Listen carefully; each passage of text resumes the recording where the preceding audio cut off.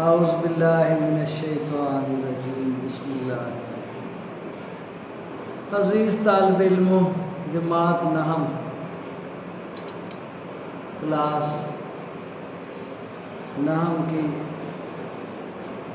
اسلامیہ جو ہے اس کا حصہ احادیث میں سے حدیث نمبر 6 اور 7، حدیث نمبر 6 اور 7، اس میں پہلے حدیث پہ اس کے مشکل الفاظ کے معنی، ترجمہ اور اس کی تشریح جو ہے اس کو سمجھانے کی کوشش کروں گا۔ سب سے پہلے یہ ہے کہ ہمیں ذہن میں رکھنا چاہیے کہ حدیث کا معنی بات چیت، لیکن یہ عام بندے کی بات چیت نہیں، یہ اللہ کا پیغام نبی کی زبان سے جو ہے وہ ہم تک پہنچتا۔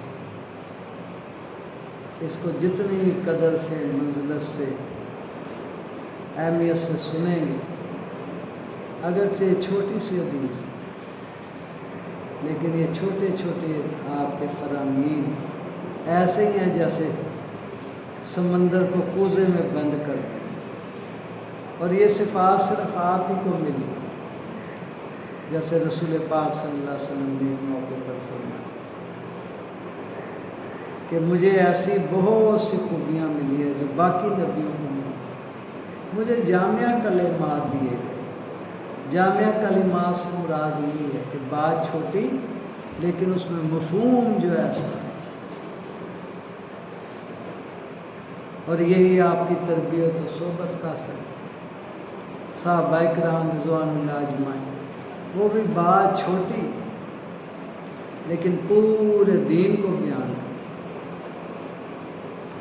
کسی نے صحابہ کرام رضوان اللہ اجمعین کی تعریف کے بارے میں دوسرے سے کہا کہ وہ کیسے لوگ تھے،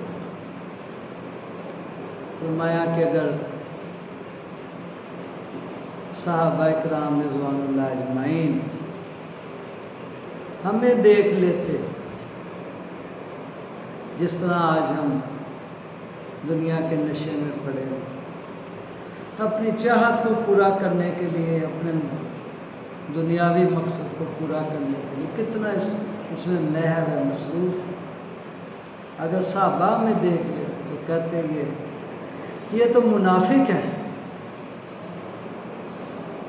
اور اگر ہم صحابہ کرام رضوان اللہ اجمعین کو دیکھیں وہ نبی کریم صلی اللہ علیہ وسلم کی محبت میں، اطاعت میں، فرما برداری میں ایسے کھوئے ہوئے تھے، کچھ تو فنا فی اللہ ہوتے ہیں اور کچھ فنا فی رسول ہوتے ہیں۔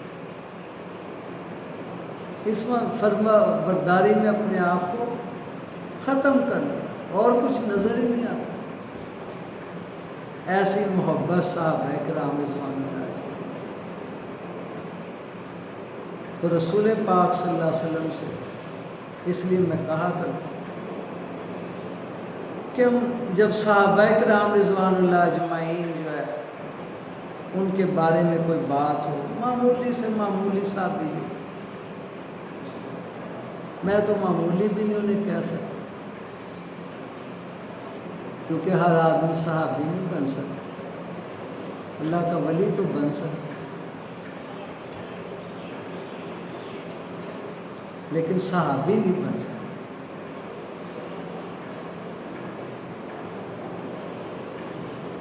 سارے غوث کتب ابدال جتنے بھی اللہ والے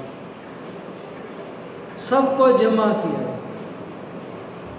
اور سب کو ترازو پہ ایک پلڑے میں، سب سے پہلے تو یہ ایسا بڑا ترازو بنایا، سب کو ترازو کے ایک پلڑے میں، اور حضرت بلال حبشی رضی اللہ تعالیٰ، موٹے موٹے ہونٹ، رنگت بھی کیسی،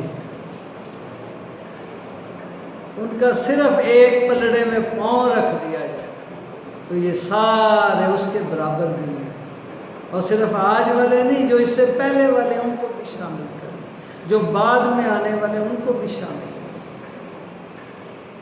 تو ایسی کیا بات ہے جو ان کی ہم مقابلے کو نہیں پہنچ سکتے؟ کیونکہ یہ بعد والے وہ آنکھیں کہاں سے لائیں گے جن آنکھوں سے صحابہ کرام نے رسول پاک صلی اللہ علیہ وسلم کا دیدار کیا؟ ان کی تو روز ہی عید ہوتی تھی جب نبی کریم صلی اللہ علیہ وسلم کی دید ہوتی تھی، تو وہ کیسے ہمارا ان کا؟ اب آج 14ویں صدی میں ایک بالکل جو ہے انجان، جس کو اپنا بھی پتہ نہیں،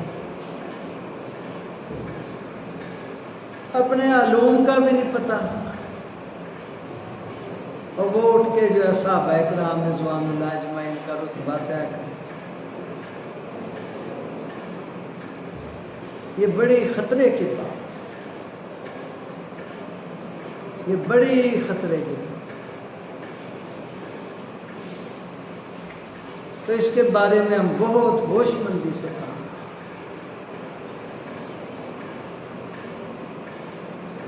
تو بات میں آگے چلا گیا کہ عمل تو حقیقت میں صحابہ کرام رضوان اللہ علیہم، کیسر و کسریٰ کی حکومتیں پریشان ہو گئی، حیران کہ کیا ہیں، غریب لوگ ہیں، ایک وقت کھانا ملتا ہے، ایک وقت کھانا ملتا ہی نہیں، کپڑوں کا یہ حال ہے، اچھے کپڑے ان کے پاس نہیں، اچھی سواریاں ان کی، اور یہ بڑھتے ہی جا رہے ہیں، بڑھتے ہی جا رہے ہیں۔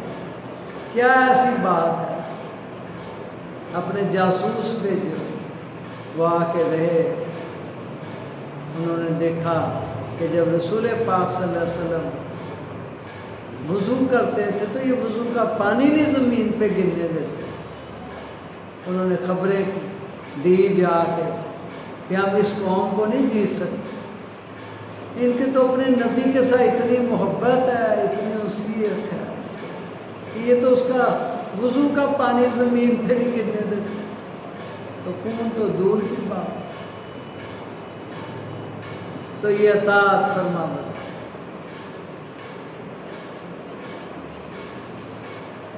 اس لیے ایک صحابی کہا کرتے تھے، ایک بزرگان دین میں سے کہا کرتے تھے، ایک وقت آئے گا،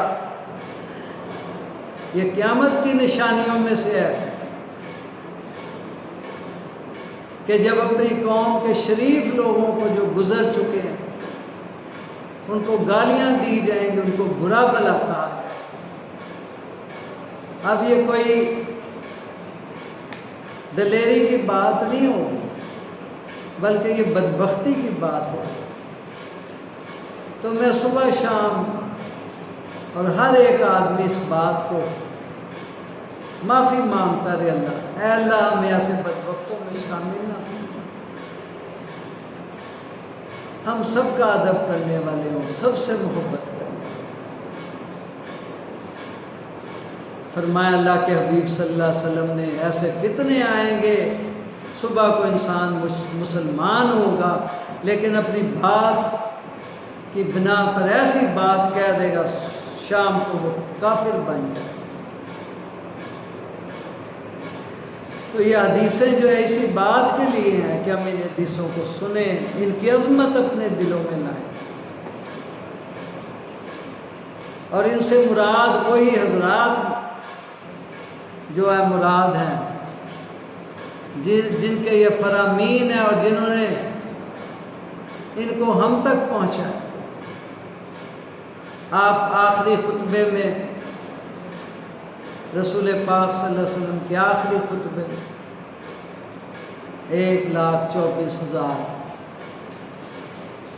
یا اس سے زیادہ جو ہے صحابہ موجود تھے۔ صرف 10,000 کی قبریں حجاز مقدس میں ملتی ہیں، مکہ اور مدینہ، یہ باقی کہاں گئے؟ یہ باقی جو تھے وہ جو نبی کریم صلی اللہ علیہ وسلم نے فرمایا تھا کہ یہاں آج جو شاہد ہیں، جو یہاں موجود ہیں، یہ غائبین تک پیغام پہنچانا ان کے ذمے ہے۔ اور وہ رسول پاک صلی اللہ علیہ وسلم کی نہ حدیثوں کا پیغام لے کر، ورنہ رسول پاک صلی اللہ علیہ وسلم کا بڑے سے بڑا سفر تبوک سے بڑھ کر کوئی نہیں ہے، لیکن یہ لوگ دنیا کے ایک ایک کونے میں پہنچ گئے۔ ایک جگہ بعد میں ہارون رشید کے زمانے میں اس نے سوچا کہ اسلام کو پھیلانے کے لیے کچھ کیا جائے۔ اس نے کچھ علماء اور مفتی حضرات کا انتظام کیا اور اس کے مطابق سفر کی بھی سہولتیں ہوئیں۔ اس زمانے میں بھی اتنی مشکلات اور پریشانیاں تھیں، حالانکہ ہارون رشید کا دور نبی کریم صلی اللہ علیہ وسلم و صحابہ کے دور کے بہت بعد، جب وہ سفر پہ روانہ ہوئے سہولتوں کے ساتھ تو وہ حیران تھے کہ پریشان تھے کہ صحابہ کیسے یہاں پہنچے۔ اور جب وہاں پہنچے ایک علاقے میں تو ایک قبر دیکھی، مقامیوں سے پوچھا یہ کس کی قبر ہے؟ اس نے کہا ہمیں نام تو نہیں پتا، لیکن ان کا جو جانور تھا وہ جب مر کھپ گیا تو اس کی یہ ہڈی ہمارے پاس، تو وہ دیکھا اونٹ کی تھی۔ تو صحابہ یہاں بھی پہنچے، اور ایک صحابی جو ہے وہ اپنے گھوڑے پر بیٹھ کر مشرق بعید، یہ مشرق بعید جو ہے یہ ملک کا کسی کا نام نہیں ہے، مشرق بعید سے مراد مشرق میں دور تک گئے اور آگے سمندر آ گیا، اور سمندر میں اپنا گھوڑا ٹھہرا کر اس کے اوپر چڑھ کر یہ آواز لگائی کہ اللہ اگر مجھے پتا ہو کہ اس کے بعد بھی تیری مخلوق ہے تو میں اپنے نبی کا پیغام پہنچانے کے لیے وہاں بھی جاؤں۔ اسی کو تو علامہ اقبال نے کہا ہے، دشت تو دشت کیا دریا بھی نہ چھوڑے ہم نے، بحر ظلمات میں دوڑا دیے گھوڑے۔ اور دیکھو کیسے سمندروں کو پار کیا۔ عیسائی کیا کہہ رہے ہیں؟ آمدن دیو آمدن دیو آمدن، انسان نہیں ہو سکتا۔ ایسی تابع داری اور ایسی فرق، انہوں نے تو اپنا سب کچھ لٹا دیا۔ آج میں اس حدیث کو سنوں بھی نہ اور یہی دیکھوں کہ اس کو اچھے انداز سے کیا ہے اس میں، نہیں بھائی، اس کو تو یہ دیکھنا ہے کہ بار بار سنوں، کس لیے کہ میری نبی کریم صلی اللہ علیہ وسلم سے محبت بڑھ جائے، اور جب اللہ کے نبی سے محبت بڑھے گی اللہ سے بڑھ جائے۔ بار بار سنو، اس لیے سے یہ نہیں ہے کہ بھئی مجھے تو اس کی عربی بڑی اچھی طرح، مجھے اس کا مفہوم بڑی اچھی، اصل یہ ہے کہ اس کے مطابق عمل میرا آ گیا کہ نہیں آ گیا۔ تو یہ حدیثیں ہم سے یہ مطالبہ کرتی، یہ نہیں ہے کہ امتحان میں پاس ہو، حدیث جہاں بھی ہو اس کو ادب سے سنو، جب بھی کسی صحابی کا نام ادب سے۔ پیران پیر شیخ عبد القادر جیلانی رحمۃ اللہ، کسی نے ان سے حضرت امیر معاویہ کے بارے میں پوچھا کہ آپ کا اور امیر معاویہ کا کیا درد ہے؟ تو تھوڑی دیر سوچ میں پڑ گئے، پھر انہوں نے فرمایا ایک جنگ کا نام لے کر کہ جس جنگ میں حضرت امیر معاویہ شامل تھے اور ان کا وہ جو گھوڑا لڑ رہا تھا جس پہ وہ سوار تھے، اور وہ جو مٹی اڑی، میں اس گھوڑے نے جو مٹی اڑائی میری حیثیت اس سے بھی کم۔ ہم غور کر لیں کون کہنے والا۔ یہ بات میں اس لیے لمبی لے گیا کہ آج ہم نے اپنے اکابرین جو ہے ان کا ادب و احترام جو ہے اس کو اپنی عقل سے ہم پیمانے سے ناپتے، یہ ہماری تباہی اور بربادی جو ہے اس کا راز ہے۔ اگر ہم کامیابی چاہتے ہیں تو ہم صحابہ کرام رضوان اللہ اجمعین کی زندگیوں کو ڈھونڈ ڈھونڈ کر پڑھ کر اپنی زندگیوں میں لائیں، شاید کوئی ذرہ ہمیں نصیب ہو جائے۔ تو صحابہ نے عمل کیا نبی کریم صلی اللہ علیہ وسلم کے ان فرامین۔ تو میں یہ حدیث نمبر 6 جو ہے اس کو پڑھ رہا ہوں۔ پہلے حدیث جو ہے اس کے مشکل فاس کے معنی، من جس نے احبا محبت کی للہ اللہ کے لیے، بغض بغض رکھا للہ اللہ کے لیے، وعطا للہ اور کسی کو کچھ دیا اللہ کے لیے، ومنع للہ اور اگر کسی کو دینے سے منع کیا اللہ کے لیے، فقد استکمل تو پس مکمل ہو گیا ایمان الایمان۔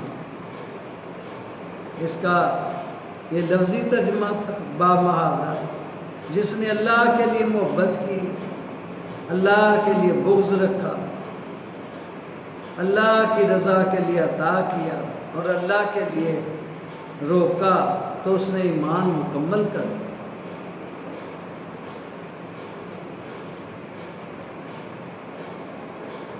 اس میں جو بات سمجھائی جا رہی ہے، کسی سے محبت اللہ کی، اور حقیقت یہ ہے انسان بچے ہیں اس کے، بچوں سے زیادہ وہ کسی سے محبت نہیں، لیکن کبھی کبھی یہ دل میں کہتا رہا کہ میں اس لیے ان سے محبت کرتا ہوں کہ اللہ رسول کا حکم، میں اس لیے ان کی پرورش کرتا ہوں کہ اللہ اس کے رسول کا حکم، میں اس لیے نہیں ان کی پرورش کرتا کہ بڑھاپے میں یہ میرا سہارا بنے، میرے کام آئیں گے، نہیں، میرے اللہ نبی کا حکم۔ نماز پڑھ رہا ہوں کسی کے لیے،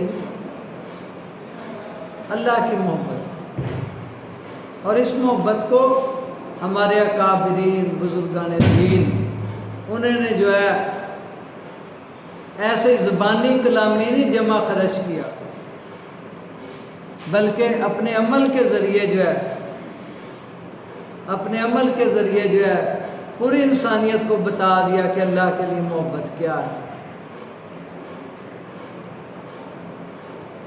انبیاء کرام علیہ السلام کو دیکھیں،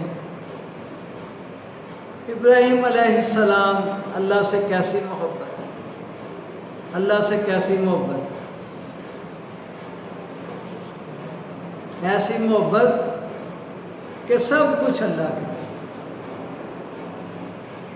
فرشتوں نے کہا آپ نے ابراہیم کو اپنا خلیل بنا لیا، اللہ نے کہا یہ مجھے بڑی محبت کرتا ہے۔ فرشتوں نے کہا اصل میں آپ نے سہولتیں بھی بڑی دی ہوئی کہ نہیں، اگر میں اس کو سہولتیں نہیں بھی دوں گا پھر بھی یہ مجھ سے محبت کرے۔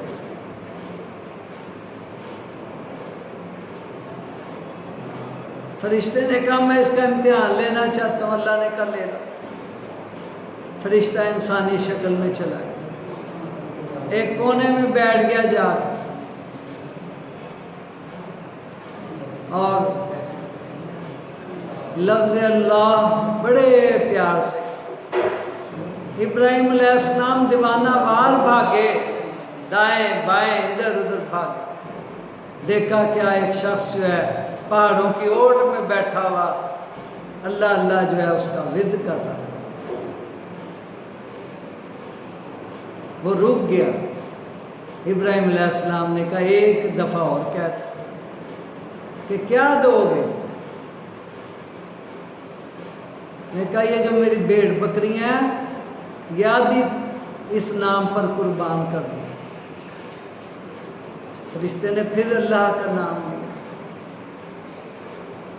پھر ابراہیم نے کہا ایک دفعہ اور لے، کہ اب کیا دے گا؟ یہ جو باقی بکریاں یہ بھی اس نام پہ کرے۔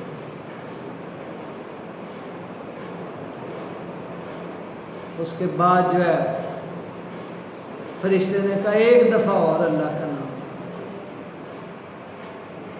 کہ اب کیا دے گا؟ اب تو بکریاں رہی نہیں۔ تو اس نے ابراہیم علیہ السلام نے کہا مجھے بھی پتہ ہے بکریاں نہیں رہی، اب میرے پاس مال نہیں رہا، لیکن ان بکریوں کے لیے تجھے ایک ملازم کی ضرورت ہے، مجھے تو اپنا غلام بنا لے۔ یہ تھی اللہ کے لیے ہر کام جو بھی ہے، اسی لیے کہا جاتا ہے میری نماز، میری زندگی، میری موت، میری حیات، ابراہیم علیہ السلام سب اللہ کے لیے۔ انی وجہت وجہی للذی فاطر السماوات حنیفا وما، میں نے ہر چیز سے اپنا چہرہ جو ہے اس کو پھیر لیا اور ایک اللہ وحدہ لا شریک کو اپنا بنا۔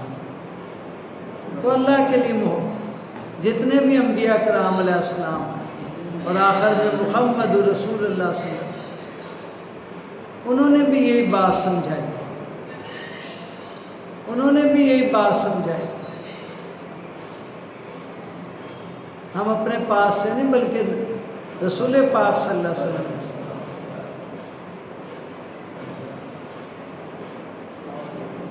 اور حضور صلی اللہ علیہ وسلم تو ایسے لاڈلے اور پیارے، اتنا اللہ کے ساتھ تعلق، بخشے بخشا ہے، معصوم، معصوموں کے سردار۔ پھر بھی رات کو کھڑے ہوئے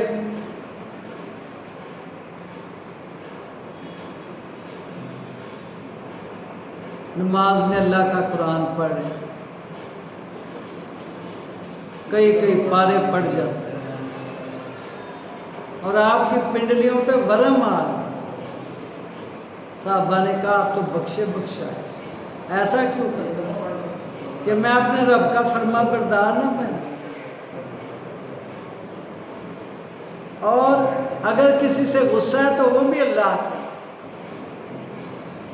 یہ عام مثال ہے، اس کو بیان کیا جاتا ہے۔ حضرت علی جو ہے ایک شخص کو قتل کرنے کے لیے بڑھے اور اس کو نیچے گرا لیا، اوپر بیٹھ گئے۔ اب جو ہے اس نے منہ آپ کے چہرے پہ تھوک دیا، آپ نے فرمایا کہ اب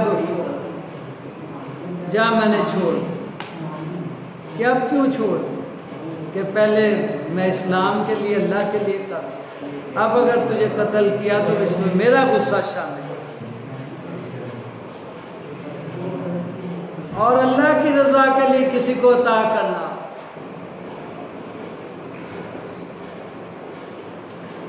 اب یہ جو واقعہ میں سنا رہا ہوں اس سے پتہ چلے گا کہ بیٹیوں والے سمجھتے اس بات کو کہ اگر کسی کی بیٹی پر کوئی الزام لگا دے تو اس کو کتنے کرب سے گزرنا پڑتا ہے، اور ایک آدمی الزام بھی نہ لگائے، دوسرے کے ساتھ ہاں میں ہاں ملا دے۔ اب یہ آدمی جو ہے اسے دیکھنا گوارا نہیں کرے گا، بلکہ جس مجلس میں جائے گا اس کو یہ برداشت نہیں کرے گا۔ جب اما عائشہ پر الزام لگا اور جو الزام لگا منافقین نے جو لگایا، اس میں حضرت ابوبکر صدیق کا جو رشتہ دار تھا وہ بھی شامل تھا۔ آپ اس کو وہ جو ہے وظیفہ وغیرہ دیا کرتے، لیکن اس کے بعد آپ نے وہ وظیفہ جب بند کر دیا تو اللہ رب العزت نے پیغام بھیجا کہ وہ آیت جو اتری اس میں اسی بات کہ یہ چاہے کتنا بھی آپ کو تکلیف پہنچائیں لیکن آپ اپنی سخاوت سے پیچھے نہ، آپ نے پھر اس کا وظیفہ بحال کیا۔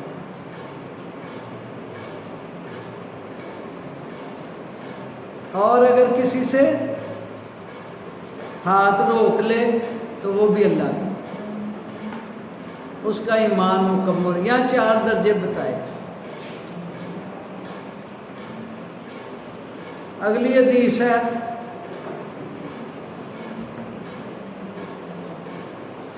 لیسا منا، ہم میں سے نہیں ہے، من لم یرحم، جو رحم نہیں کرتا صغیرنا، ہمارے چھوٹوں پر، ولم یوقر کبیرنا، اور احترام نہیں کرتا ہمارے بڑوں کا، وہ ہم میں سے نہیں۔ ہم اساتذہ کرام کو ان کا درجہ نہیں دیتے، ان کا احترام نہیں کرتے۔ دیکھو یہ ذرا حدیث پہ غور کریں، حضور صلی اللہ علیہ وسلم نے ایسے افراد کو اپنی امت سے نکال دیا جو بڑوں کا احترام نہیں کرتے اور چھوٹوں پہ رحم نہیں کرتے۔ یہ کوئی ہنسی یا مذاق کی بات نہیں ہے۔ ایک عام آدمی علاقے کا کہہ دے کوئی یہ بات تو ہمیں ساری رات نیند نہیں آتی۔ تو یہ رسول پاک صلی اللہ علیہ وسلم کی زبان اطہر سے نکلی ہوئی بات۔ آپ تو ایسے سچے تھے کہ کافر بھی آپ کو جھوٹا نہیں کہتے تھے۔ انسان کو اللہ نے اشرف المخلوقات بنایا، تمام مخلوق میں سب سے زیادہ عزت ہے۔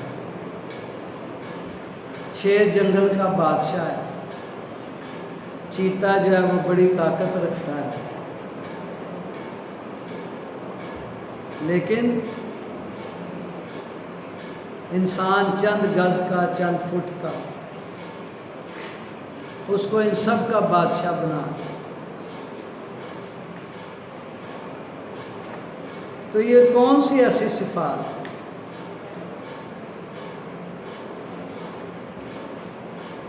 اور اللہ کی یہ صفت ہے